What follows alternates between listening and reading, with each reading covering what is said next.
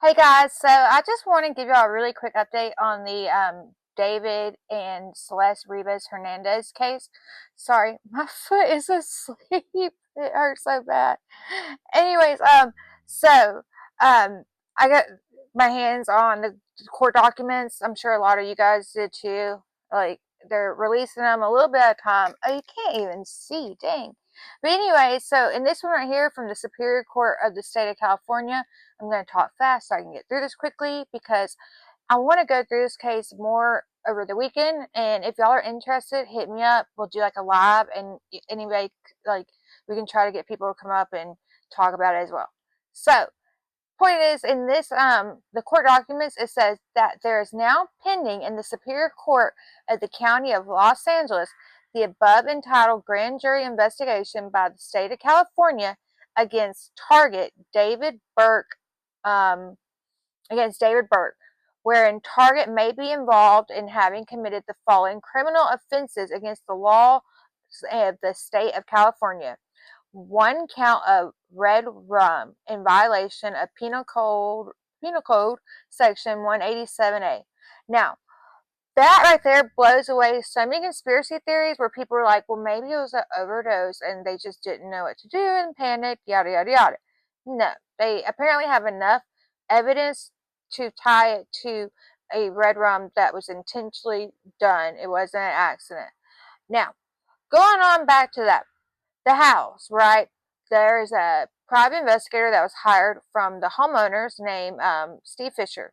Steve Fisher went inside the home, and this was after the police had already gone in there and like took pictures and collected evidence and stuff. Y'all, they left so much stuff in there that's not even funny. Apparently, they left like power tools that could things like that. And catch this, a brand new incinerator.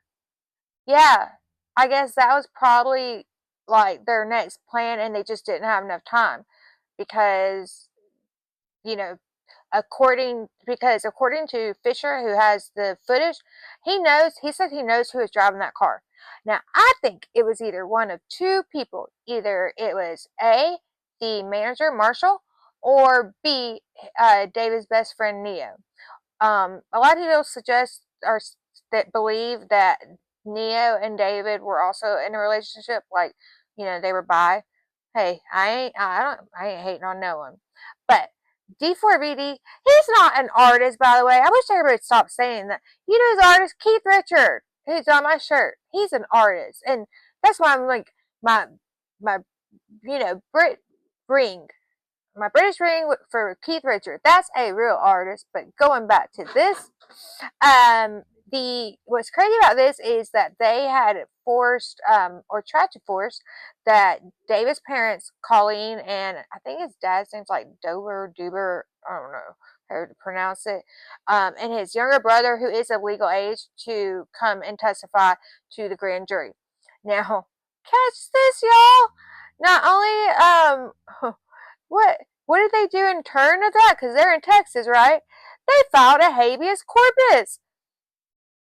That's unusual because if y'all know, like, if y'all remember, a habeas corpus was filed in like Nick Godejohn's case, right?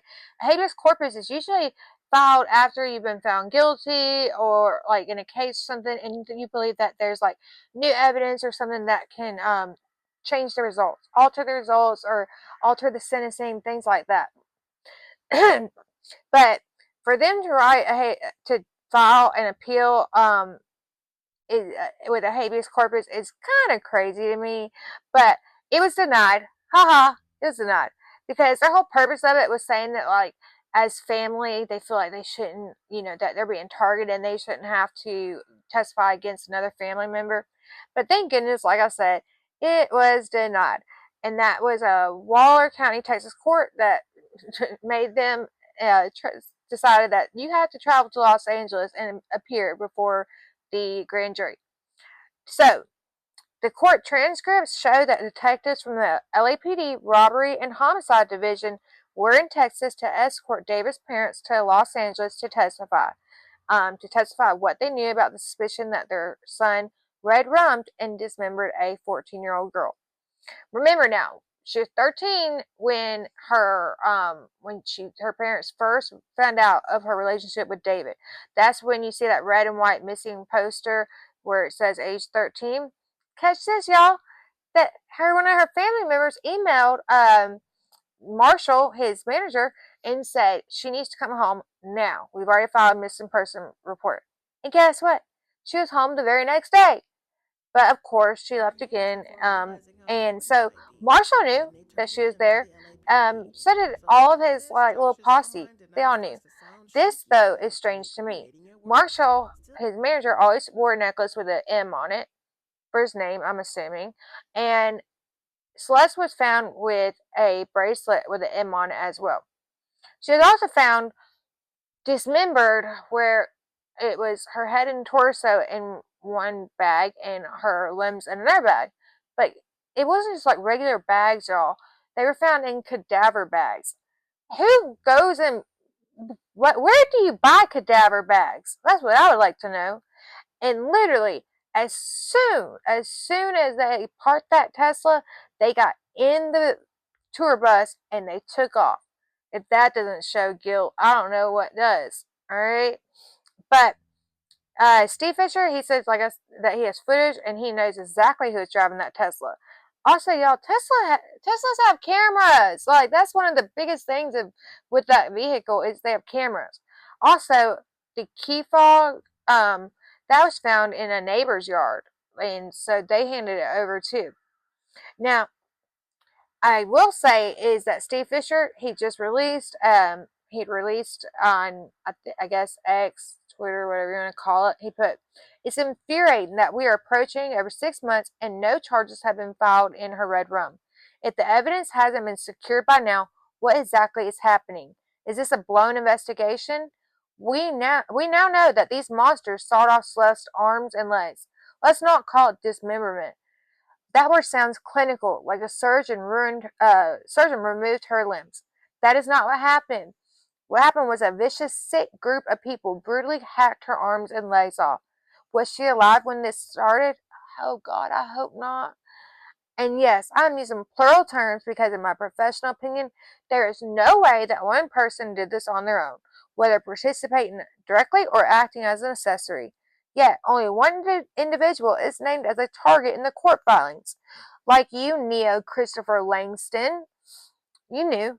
I've seen family members publicly defend him and threaten lawsuits against anyone who names him. Sue me. I beg you. Please sue me. Give me subpoena power. Give me the power of discovery, because that might be the only way that the truth comes out. I beg of you, file that defamation suit. How do people like David, Neo, and Asia live with themselves? Over 6 months, no charges, and no press conference. Another thing, you guys, that's new information is during some photos right before they believe the last time she had been seen, because the last time she had been seen, she was walking. There's that footage all over online. But anyways, her phone was in the photos. But what people are speculating, including the investigator and everything, is that they knew not to have her in photos of them doing illegal activities because of her age. But anyways, you guys, I just wanted to point some of this stuff out because it's new information, but I'm also like really upset that like this case is going so slowly, and I feel like nothing's really like happening yet. And I agree with the investigator that it had to be more than one person and more, who were involved. And the incinerator, I just can't get over that. I can't. And they left like I said, the homicide detectives left it there. So anyways, y'all have a good night. Love y'all. Sorry, I'm speed talking, but that's because I want to get this through without y'all getting bored. So I'll talk to y'all later. Have a good night. Bye.